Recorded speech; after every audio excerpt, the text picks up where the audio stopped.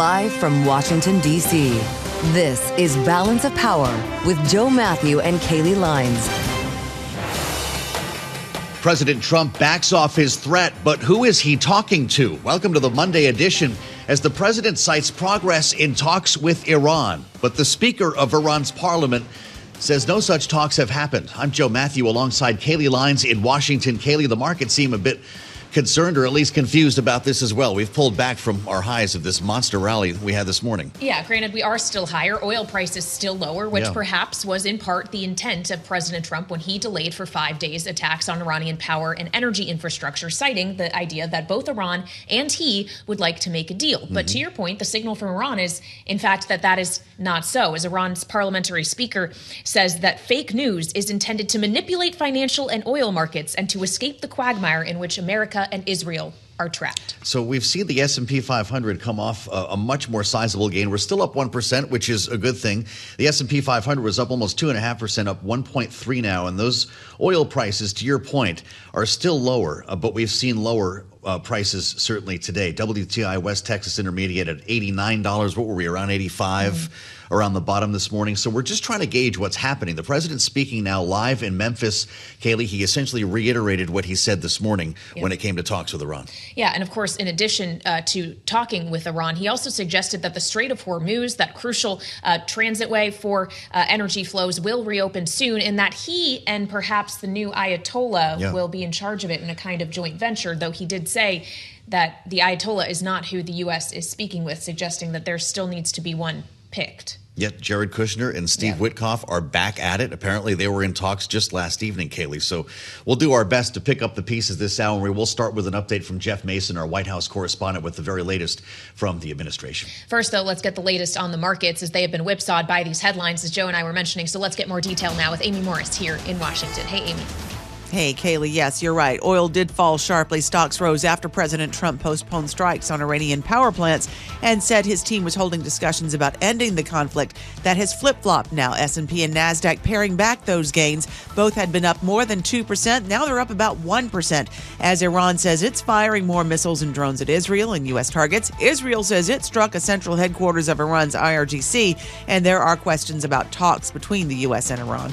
WTI now down about 9%, around $89 a barrel. Brent crude dropping more than 9%, near $101 per barrel. And President Trump said the Strait of Hormuz would be open, quote, very soon if this works, and may be jointly controlled by Iran and the U.S., and that prices will, quote, drop like a rock once that deal is achieved. We do check markets for you all day long here at Bloomberg. Let's get some specific numbers for you. S&P 500 down 1.2%, or rather higher, 1.2%. NASDAQ is 1.25% higher, and the Dow is about 1.5% higher. 10-year Treasury yield at 4.35%. The 2-year yield at 3.85%. Bitcoin now about 3.5% higher, around $70,000. Let's look at the Fed now. Chicago Fed President Austin Goolsbee says he could envision the U.S. Central Bank needing to raise interest rates or returning to rate cuts. It just depends on how the war with Iran plays out. Fed Governor Stephen Myron says the central bank shouldn't be setting any policy based on short-term considerations related to the war in Iran. For on-demand news 24 hours a day, you can subscribe to Bloomberg News now wherever you get your podcasts. I'm Amy Morris. That's a Bloomberg Business Flash. Let's get more from Balance of Power with Joe Mathieu and Kailey Leinz. All right, Amy Morris checking on the markets for us. Thank you so much. Joe and myself here in Washington, where President Trump departed earlier today. He is now in Memphis, in fact, speaking at this hour at an event focused domestically on crime specifically, though he used the opportunity to speak with the media once again about the ongoing war with Iran and, of course, the latest developments from him today, a 5-day pause or extension of a deadline for the U.S. to hit power and energy infrastructure in exchange for the Strait of Hormuz being open. He cited progress with talks that apparently started this weekend between his envoy, Steve Witkoff, and Jared Kushner and Iranian counterparts, though Iran contends no such talks are happening, suggesting perhaps they are not looking for a deal. The president is saying the opposite. They want very much to make a deal. We'd like to make a deal, too. We're going to get together today by probably phone because it's very hard to find a country. It's very hard for them to get out, I guess. But we'll at some point very, very soon meet. This is where we start our conversation with Jeff Mason, Bloomberg White House correspondent, who's with us live in studio here. Jeff, it's great to have you. The president does not want to specify who we are in touch with. We're not going to get a readout, presumably, from these meetings. That would be considered normal at a time like this. He did suggest that Jared Kushner and Steve Witkoff are back at it. But what else do we know about the nature of these negotiations? I feel like there's as many things that we don't know as we do. But the right person, I mean, the source right here is President Trump. And what he laid out in that Q&A with reporters, which was actually in Florida. It wasn't here in D.C. He spent the weekend in Florida. That's right. Was telling for a couple different reasons. I mean, number one, we talked about this in the previous hour. Him saying we would like a deal, I think, is significant. That is a separate, or that is different from what he was saying as late as last week when he said, I don't want a ceasefire. So his willingness or openness to moving towards a deal is a shift. Then it was also sort of telling to me that he said we need to do this by phone because it's hard for them to get out, I guess. I mean, I guess is a little bit of a a suggestion that he's not paying attention to the impact that the war that he launched is having on the country that he's trying to have talks with. Well, and so when we consider what the country itself is saying, the Iranian Speaker of the Parliament is suggesting that there is no talks happening. And he says specifically that this fake news is intended to manipulate financial and oil markets. And I wonder to what extent, as you talk about this kind of tonal shift from President Trump on the idea that he wants a deal, how much of that is in fact market driven? I mean, I think it's very clear that the market is playing a role in terms of impacting the president's sense of pressure to get something done. And sometimes he dismisses that. Other times he doesn't. Certainly this is someone who said just as recently as, again, last week, because he's been talking about this a lot, that before the war started, he was very pleased with where the market was. He was pleased with where gasoline prices were and trying to project that all of that is going to come back as soon as this war is over. But he had to do the war because there was this window and he felt convinced that it was the right thing to do. Now, as the impacts of those strikes and of this war continue and get even worse for him in terms of the economy and politically, it seems to be having an influence over his desire to perhaps now find an off-ramp. But the last thing I would just sneak into that long answer is he changes his mind a lot, guys. Yeah, right. So you just never know if this is going to last or not. I'm just looking at the timeline here. Jeff, you were at the big party on Saturday night, I think, when this post went out. It was, 7:45 p.m. Everyone in Washington's in white tie at the gridiron, and he writes, if Iran doesn't fully open without threat the Strait of Hormuz within 48 hours from this exact point in time, the U.S. will hit and obliterate their various power plants, starting with the biggest one first. So that was almost 8 o'clock at night, if my military time is right here looking at the post. There were talks that day, according to what he just told folks in the room, as he's talking about 2 days of progress here. So presumably he sent that post while Witkoff and Kushner were negotiating with the Iranians, or even after the session. Or not. And we just don't know. I mean, he did say today there have been 2 days of talks. Yeah. He could be including today's one of those, even though he said that they were going to talk later today. Maybe he's including that in his math. My suspicion is that social media post that you're referencing, Joe, led to quite a bit of reaction from allies, from U.S. friends, and from people in the region. Yeah. So if in fact, I mean, if your conjecture is right, and he sent that at the same time that talks were actually happening, that's fascinating too. But it also it doesn't really square with him saying we would like to have a deal. Yeah. All right, Jeff Mason. Appreciate you joining us, of course, Washington correspondent for us here at Bloomberg. And as Jeff said, there are a lot of questions still unanswered. We perhaps don't know as much as we know at this point. So let's turn for more analysis now to Anja Manuel, who's joining us. She's executive director of the Aspen Strategy Group, here with us on Bloomberg TV and radio. Anja, thank you for being here on Balance of Power. As we see the narrative that is being put out by President Trump today versus what Iran is saying, which is that no talks are happening, which one right now are you most likely to believe? Happy to be with you, and I can't speculate on that one. There's clearly a deal to be cut here. It's just a little unclear who in Iran you're going to cut it with. So even if talks are going on, who are they talking to?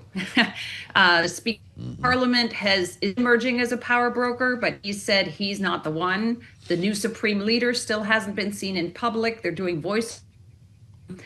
The foreign minister never had any real power. And Larijani, who did have some real power and was seen as a pragmatist, if not a moderate, the Israelis killed him last week. So hard to see who in Iran has the authority to cut a deal if one were to be had. The president tried to make the point earlier that because we've damaged their communications to such an extent in Iran that maybe not everybody knows that we're in talks with one party versus another with competing factions here. I don't know if you buy into that, Anja, but wouldn't this administration have to at some point have tandem negotiations with the secular and religious leadership of Iran?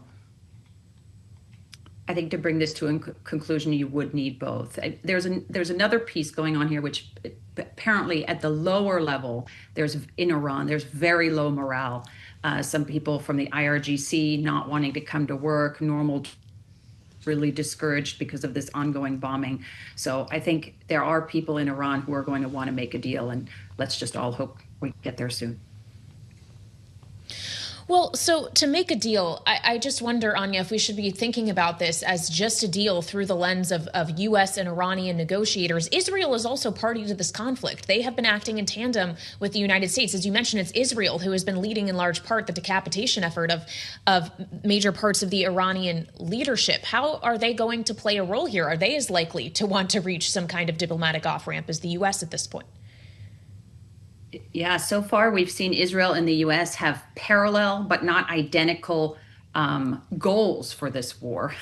Depending on who you're listening to on the U.S. side, we're hearing the U.S. seeks to degrade Iran's military ability to threaten us or the region. That is achievable. Regime change with a regime that comes out better than what we've had before is much more difficult and frankly probably won't happen right away. If you do see real regime change in Iran, that could be months to a year out. So slightly divergent views here on what Israel and the United States want. Anja, bringing us the view again from Aspen Strategy Group, and it's interesting how little we know at this moment, Kailey. We woke up to some pretty major breaking news, and we've heard from the commander-in-chief twice today, yet we're still asking the same questions we were this morning. Well, and in part, we're asking those questions because what the commander-in-chief is saying is not necessarily tracking with the Iranian talking points at this point, which are that we are not at this time seeking a deal. We are not speaking with you. And Iran, of course, suggesting that what the president is trying to do here is in response to energy markets. They refer to this once again, as we have seen frequently throughout this conflict, as this being psychological warfare, something that is intended to drive energy prices down. And whether or not that was the intent, it is the outcome we are seeing today with oil prices down about 9% on both Brent and WTI. Brent is actually getting closer and closer to breaking below that $100 a barrel level right now. How about that? This is interesting. And we're watching the gains start to pick up again. The S&P 500 is up 80 points now. Still a far cry from what we saw earlier, but investors are trying to get their heads around both sides of this story that we're trying to illuminate here with Anja. Anja, how long does the president have before he needs to detail this a bit more carefully for the markets to understand? Because these questions will need to be answered. Yeah, as you said, the markets are in turmoil. I used to be a director of a shipping company. And of course, the question on everyone's mind is how fast can you really reopen the Straits of Hormuz? It's probably weeks until you can get some tankers through there. This is a very difficult military operation. We don't have a lot of allies willing to go in with us now. So let's say you get some tankers through in the next week or a couple of weeks, great. But for spot markets on these tankers to return to normal and insurance rates to return to normal, that might take much longer, probably months. Okay, so let's talk about that commercial shipping aspect and the control Iran has been able to exercise around the Strait of Hormuz. There have been a number of military, of geopolitical strategists who have been on the show with Joe and I suggesting so long as Iran has shown it's able to maintain that control, Iran will come out the winner ultimately of this conflict. Even if we are to see a diplomatic off-ramp specifically targeting the nuclear program, as President Trump suggested, the idea that Iran is willing to abandon efforts around a nuclear weapon and relinquish existing nuclear material. If we're still left in a world in which Iran effectively can decide to choke off the strait at any point, is that actually a good outcome for the global economy? I agree with that worry. And exactly as you said, Kailey, it's deeply unclear where this goes. You've seen the Houthis, a far lesser military power than Iran, wreaking a lot of havoc in the Red Sea. And so this is something that everyone who has studied conflict in the Middle East knew that this was Iran's trump card, and that closing the Straits of Hormuz is the first thing they would do if really they were pushed. And you're seeing that. And it is something that continues possibly for a long time if the strife continues in this region. I think it's a real worry. If there's no deal in 5 days, Anja, we go back to the original threat. We will hit and obliterate their various power plants, starting with the biggest one first. What would this market look like if that happened? Look, the threats by the United States to hit power plants and others in Iran is probably credible and to be taken seriously. But Iran also has a vote here, and you've already seen by their attacks on Qatar, which took out 17% of LNG capacity, that they can just retaliate right back. So this is mutually assured destruction on people's electricity and energy infrastructure. And so I hope very much that we're going to get to a deal before any of that happens. Well, and when we consider that energy infrastructure, just the flow of energy out of this region, President Trump has repeatedly said, Anja, that we don't actually need the oil and natural gas coming out of the Middle East, that trying to reopen the Strait of Hormuz is more a favor for other countries like China. How do you think the Chinese are watching these developments right now? Do you think that they buy it, or are they still actively pursuing workarounds to try to make sure that their energy flows do not get cut off? Yeah, they're definitely pursuing workarounds. As you all know, 80 to 90% of the oil and gas that comes through the Straits of Hormuz goes to Asia. Asia deeply impacted by this. This has been hard on China. The oil shock is real. China has had to absorb some of the price shock, the government, and not pass it through. But China's also winning from this conflict. So they're now able to position themselves as the actor of stability. That's what they're telling the global South. And by the way, it gives China even more materials leverage than they originally had. For example, 80% of global tungsten, which is a key ingredient to all of these munitions that are being fired, comes from China. So this is giving the Chinese even more leverage. You said you ran a shipping company, Anja. In our minute or so that we have remaining, what are these crews going through out there? They've been bobbing around for 3 weeks, I think, at some point. Did they have supplies? Did they have food? I can only imagine morale on board. Yeah, I did not run a shipping company. I was on the board. I'm a director of a shipping company. This is very dangerous, and people don't like to put their crews in danger. They're not armed. These are civilians. And so you really have to have nearly 100% security. You know, you heard the president saying a few days ago, well, they should just be more courageous. But that's not, no, in their right mind is going to put them away in a way that they would be if they were running.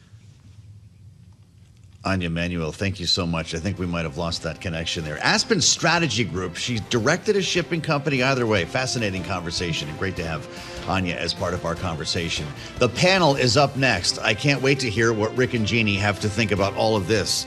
We've had more headlines in the first half of the day than sometimes we'll get in a week. Alongside Kailey, Leinz, I'm Joe Mathieu.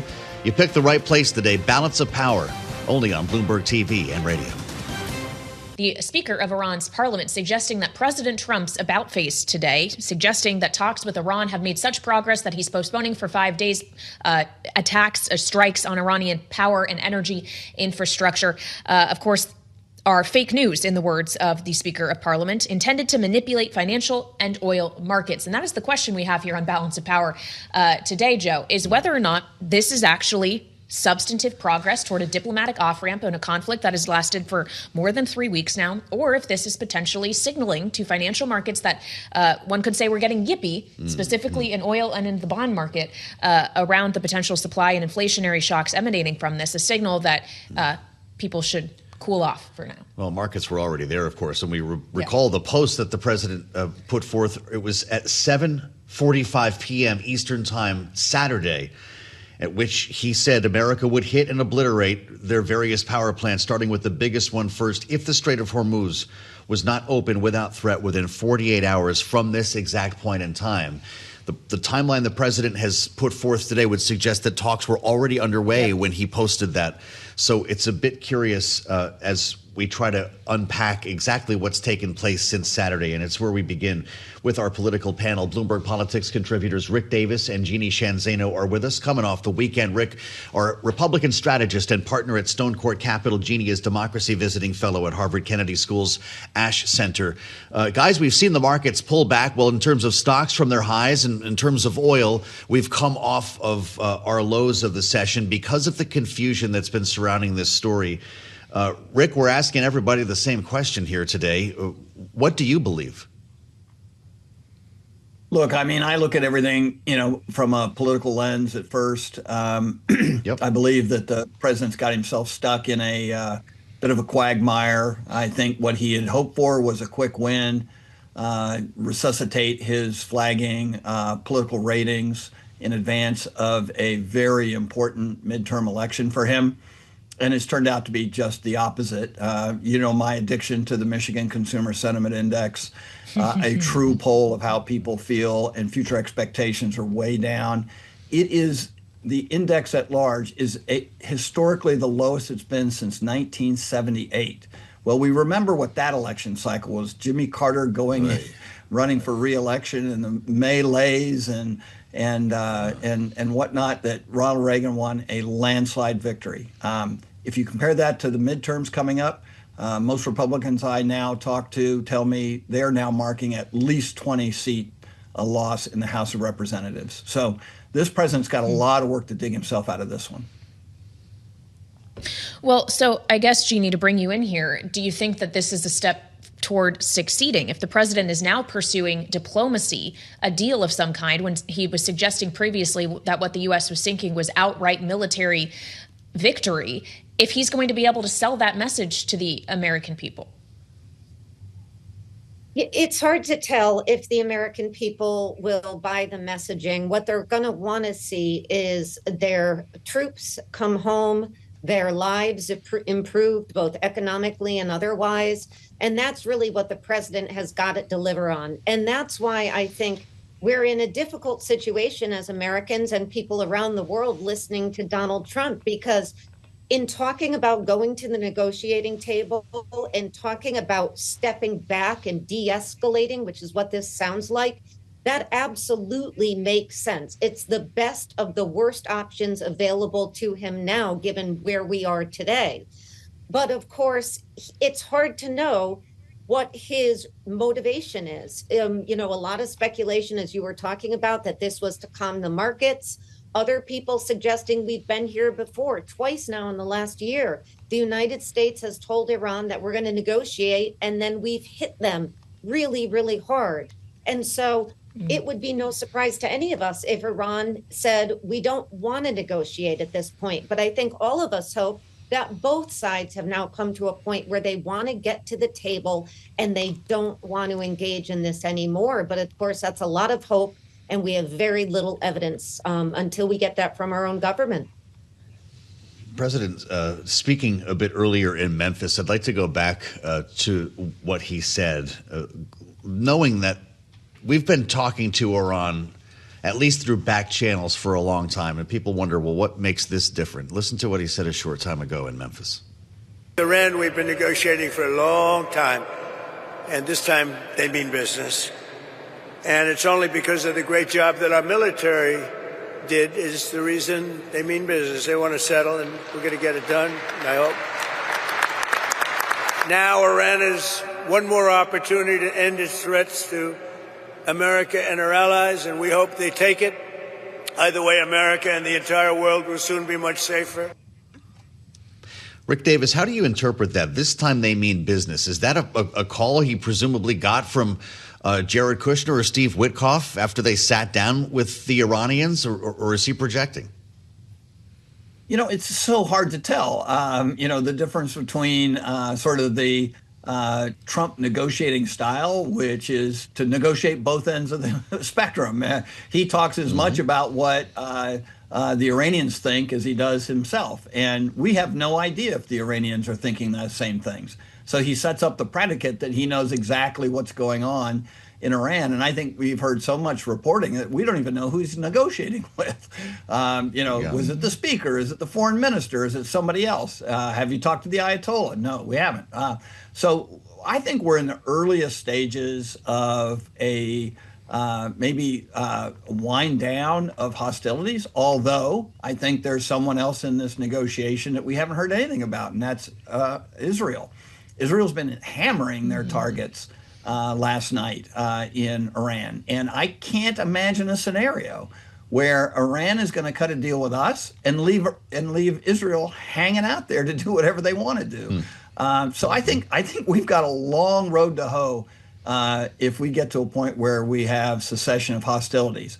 Iran has the opportunity to retaliate. They don't have much of an offensive strike capability, but they can retaliate and they can close the strait. And we have now learned that economic impact could have the same potential impact as the bombs that we drop. Yeah, it's incredible to consider. And perhaps it is with the economic impact in mind that President Trump is now pursuing a deal, at least in this case, at least in terms of what he's saying publicly. Where President Trump seems less willing, though, to accept a deal at this time is in regard to reopening the Department of Homeland Security. As it was reported this weekend, the Senate Majority Leader John Thune went to the president with a deal that would see Department of Homeland Security ex-ICE funded. So paychecks for things like TSA agents, as we're seeing lines at the airports around the country getting longer and longer. President Trump said no. He wants to see the fight continue and not have that deal handed down in part to Democrats, who, of course, are demanding changes to ICE, reforms to ICE that they wouldn't actually have gotten if this deal were to be accepted. But instead, what the president is saying is continue to fight on the funding front. Meanwhile, I will be deploying ICE to handle the situations at the airport, which we have seen at some 13 airports across the country today. And the president talked more about that idea when departing Florida earlier today. 182 years ago, a man discovered the paperclip. It was so simple. And everybody that looked at it say, why didn't I think of that? ICE was my idea. First person I called was Tom Harman. I said, what do you think? He said, I think it's great. Then I saw today there was some masks on. I didn't think the masks were appropriate. I put out a statement and I asked them, would it be possible to take off the mask? Because they should wear a mask when they're dealing with the murderers and the thugs let into our country. What do you make of this metaphorical paperclip, Jeanne? Wow. It's hard for me to wrap my head around this one, Kailey. But, one thing on this entire idea of Donald Trump pitching ICE and actually sending them into the airports was there is a lot of reporting that this idea came not from Donald Trump, but from a woman named Linda from Arizona, who called a Fox News radio show, the Clay Travis and Buck Sexton show. And then Clay Travis went on Fox News and said, that's a brilliant idea, and pitched it on Trump's favorite Fox News show on Friday. And we got it on Saturday from Trump's mouth. And this, I think, just encapsulates where we are. And that reporting goes to Brian Stelter. But this encapsulates sort of where we are. And by Tom Homan's own estimation on Sunday, ICE agents are not at all trained or prepared to fill in for TSA agents. They can do things like security. They can do other things. And yet they don't have the capacity to fill in. So Donald Trump, Linda, whoever came up with this idea, we'll have to see how this works in practice. But what the president comments today about don't settle, I think that's going to make it into a lot of Democratic campaign commercials, because what he's saying is there's a deal between the GOP and the Democrats on reopening DHS and paying these people, and the president would rather talk about voting and transgender athletes. Turns out Johan Voller, a Norwegian, received the German and U.S. patents for the paperclip.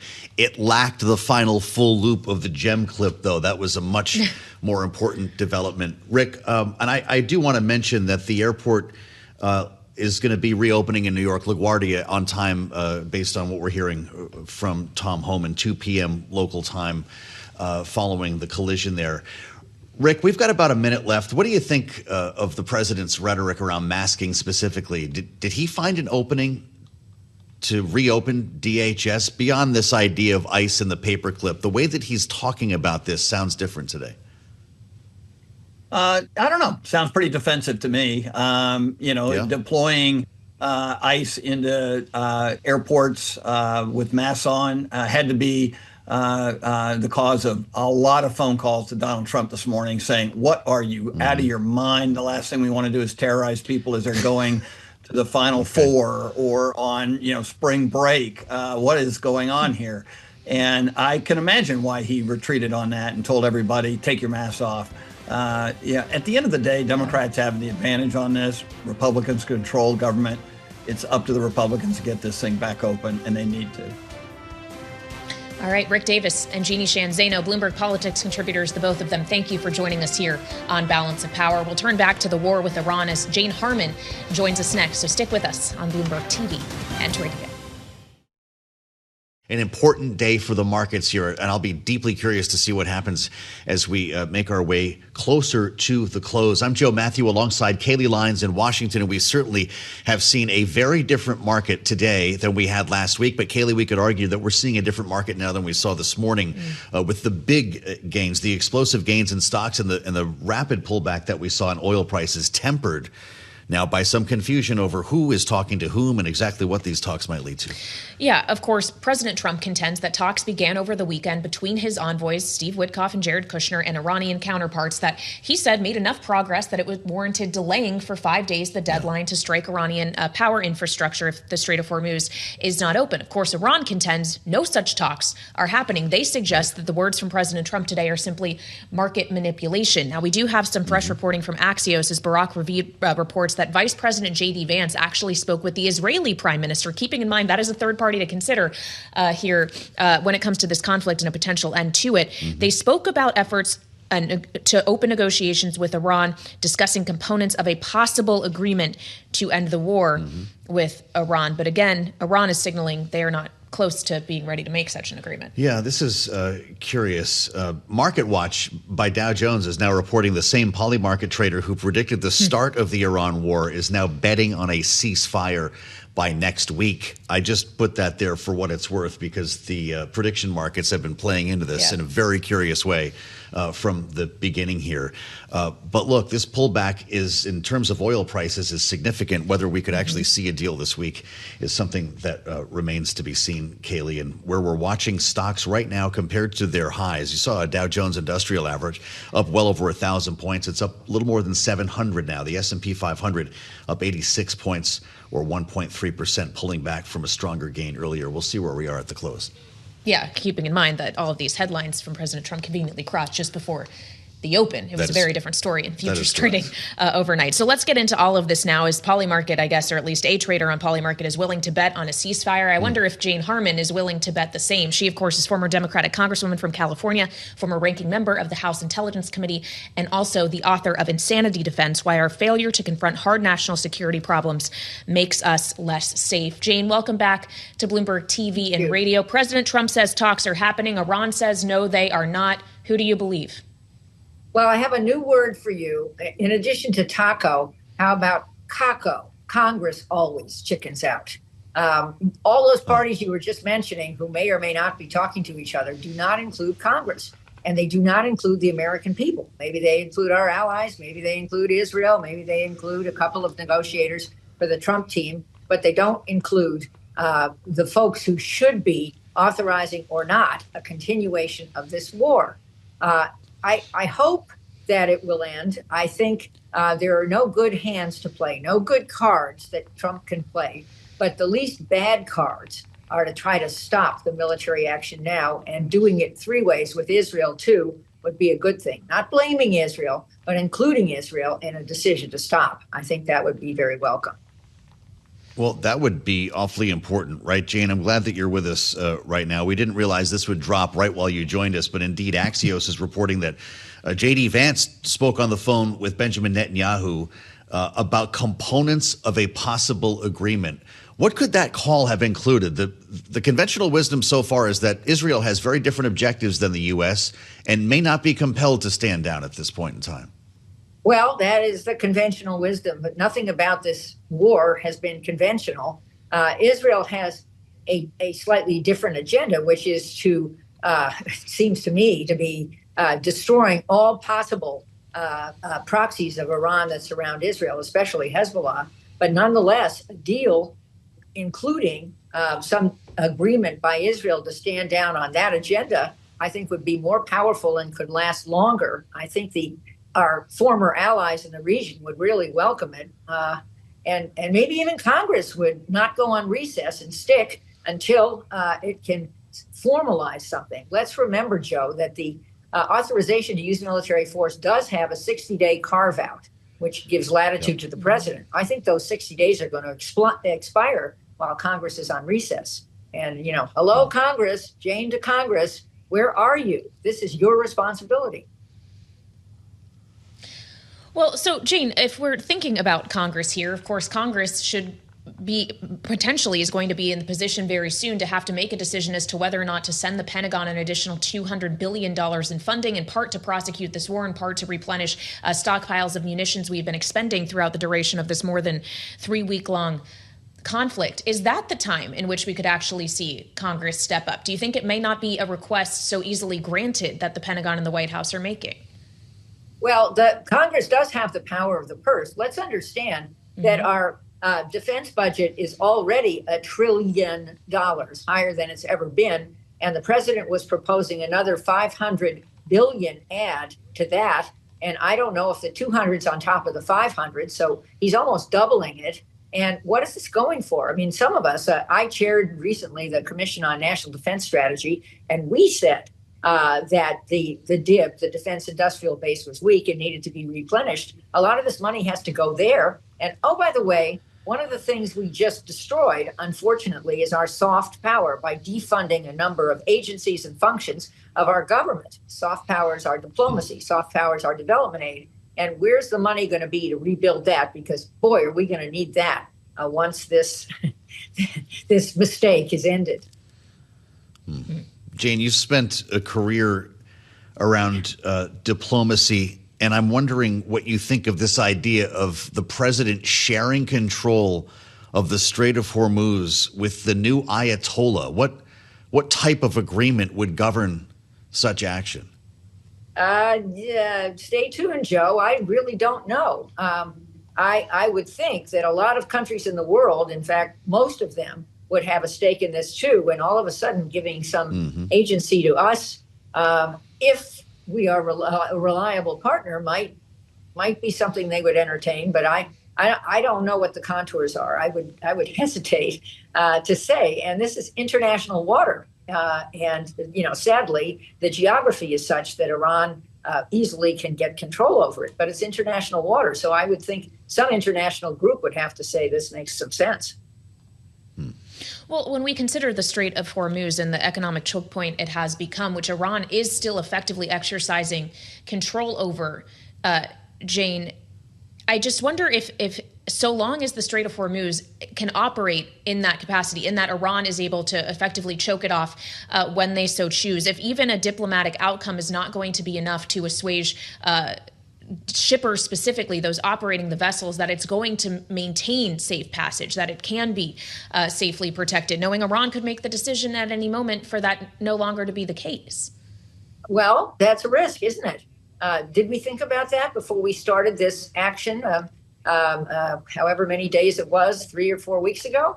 I wonder if we did. I wonder if the president was fully considered this, or if the team he consulted fully considered this. I mean, saying, I have a feeling that the time is right doesn't seem to me to be a very thoughtful, detailed decision about consequences. And this is a very serious consequence. And oh, by the way, Carg Island, where there's also conversation, we could take it over, is 300 miles away from the Strait of Hormuz, not exactly contiguous. And I'm not exactly sure what taking it over now would get us, plus, except for a high risk that there could be casualties to our military if we put boots on the ground. Well, if we can get back to your original premise, which I believe is Congress always chickens out, Jeanne, what's about to happen, if anything, to DHS? This is a Department of Homeland Security that's about to set a record for its closure, and the president is dispatching ICE agents to airports to back up TSA agents who are not getting paid. Is that leverage to reopen, or could that, in fact, spoil things for Democrats to the point where we do set a record? Well, unclear, Joe. I mean, the idea of ICE agents, maybe unmasked, that's an improvement, in airports collecting data on the people in lines, data for what is a little scary, as in a lot scary. Should Congress buck the president here and fund TSA? You bet it should. And there are proposals in both parties to do this. But I gather the president is holding back the Republican Party from doing it. Should there be reforms to ICE? Absolutely. And I think members of Congress would support this. So, hello, Congress, Kako, don't chicken out. Step up and do the right thing for your constituents. You'll be rewarded if you do this. You'll be punished if you don't. Well, so who, Jeanne, do you expect will ultimately bear the brunt of that punishment? If it's President Trump who has rejected a deal that a Republican majority leader brought to him, does that actually shift the trajectory of blame away from Democrats who obviously were demanding the changes causing this shutdown to the Republican Party as the midterms get closer? Well, the problem we're having is that the business model, which used to be work together to solve hard problems for the country, has morphed into blame the other side. And if we're only playing the blame game, we're going to get nowhere. And yeah, maybe Republicans will be punished more than Democrats, but I'm going to stand in one of those lines later this week. I'm not going to feel great about it. And I'm just saying that I think if I were a member of Congress now, I can't say I missed the job right now.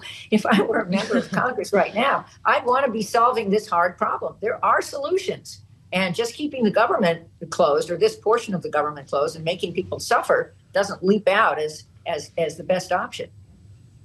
Well, we know that John Thune went to the president to try to end this shutdown yesterday and said he'd had Republican votes to support funding all of DHS except ICE. The president said no.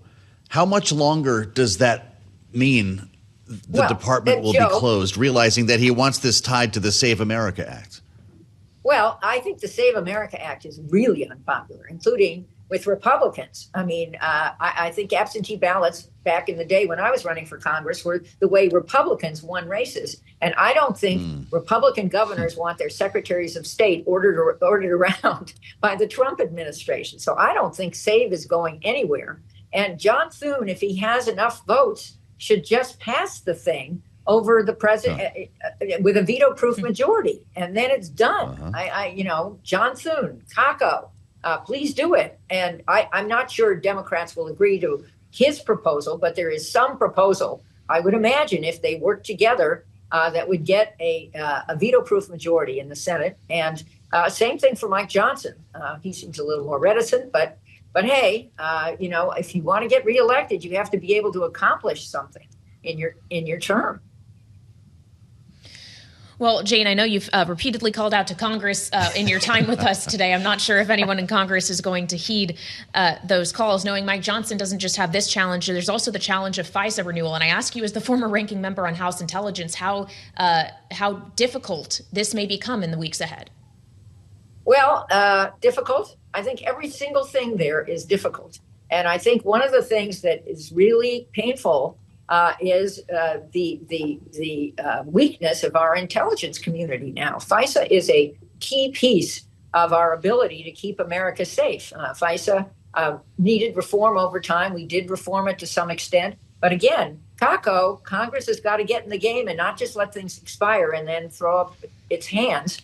And we need strong people heading our intelligence community. We have some, we lack others.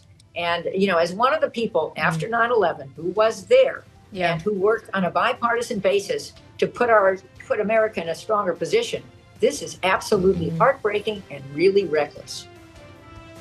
Going to have to start making the Kako t-shirts next. Jane Harman, it's great to see you. Thanks for being back with us here on Bloomberg. Kailey and I will meet you back here on the late edition of Balance of Power, 5 p.m. Eastern, only on Bloomberg TV and radio.